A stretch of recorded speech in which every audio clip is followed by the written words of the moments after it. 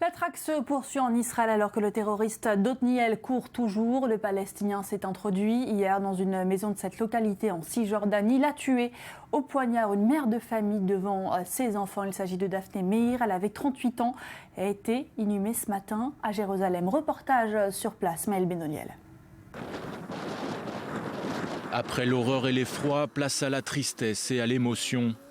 Tout le Yishuv d'Otniel ou presque rassemblé à l'extérieur de la synagogue de cette localité du sud de Hébron pour rendre un hommage à leur voisine, leur amie Daphna Meir, poignardée à mort chez elle devant ses enfants. Je ne réalise pas, c'est incroyable de se dire que je ne pourrai plus lui parler, plus lui téléphoner.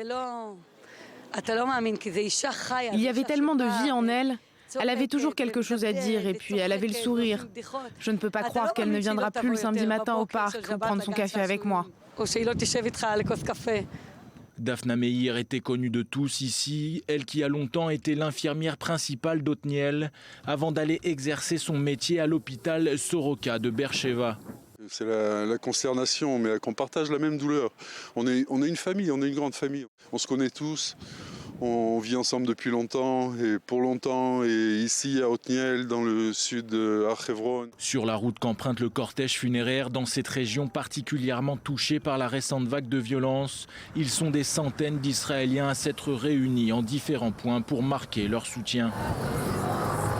Ils sont encore plus nombreux au cimetière de Givat Shaul à Jérusalem pour accompagner Daphna Meir dans sa dernière demeure. Certaines personnalités politiques ont fait le déplacement. Le ministre de l'Éducation, Naftali Bennett, et le chef de l'opposition, Yitzhak Herzog, se tiennent côte à côte. Beaucoup d'Israéliens sont même venus de loin.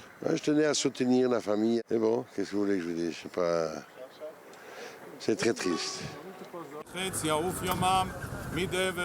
Cette nouvelle victime porte à 28 le nombre d'Israéliens morts dans des attaques commises par des Palestiniens depuis le 1er octobre 2015 et le début de ce que certains appellent l'intifada des couteaux.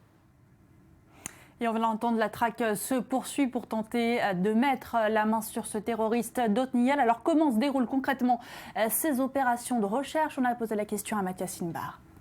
Là où se trouve véritablement la localité d'Otniel, aux alentours, dans un rayon de 2 km, dans un périmètre de 2 km, il y a 2 villages. Les voici, ces villages de Kirbat Karmé et Beit Amra, au nord-est de cette localité d'Otniel. C'est là que pourrait et devrait normalement se terrer le terroriste palestinien au nord-est. Pourquoi? Parce qu'on l'a vu prendre une voiture en direction de ces 2 villages. Comment ça se passe concrètement au sol? Il y a 2 unités, l'armée de terre classique qui quadrillent et qui patrouillent autour de cette localité, puis des unités spéciales, notamment des Mistarevim dont on a parlé déjà sur cette antenne, des soldats déguisés dont le but est de pénétrer à l'intérieur de ces villages arabes et de trouver chaque indice. Des hommes ont été arrêtés déjà ce matin. Notre attaque, ça s'est passé ce matin à Tekoa. Cette fois-ci, c'est une femme enceinte qui a été poignardée. Oui, et d'ailleurs, j'ai pu converser il y a moins d'1 heure avec le mari de cette femme, Daniel, qui m'a confirmé d'ailleurs que son état est jugé sérieux, mais toujours stable, et les médecins auraient réussi, et c'est peut-être la bonne nouvelle, la seule bonne nouvelle de ce matin, à sauver son fœtus à l'hôpital Shaare Tzedek de Jérusalem.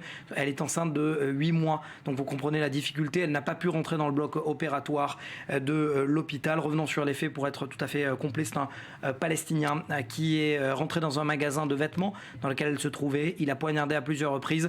Des cris s'en suivent. C'est là qu'il se fait neutraliser par l'un des habitants de la zone industrielle de Tekoa. Tekoa, c'est à l'extrême sud de Jérusalem qui jouxte le quartier de Hachoma dans la capitale. Ce dernier est lui aussi transféré. Il souffre de plusieurs blessures par balle. Deuxième attaque en moins de 48 heures d'un Palestinien dans une implantation de Cisjordanie.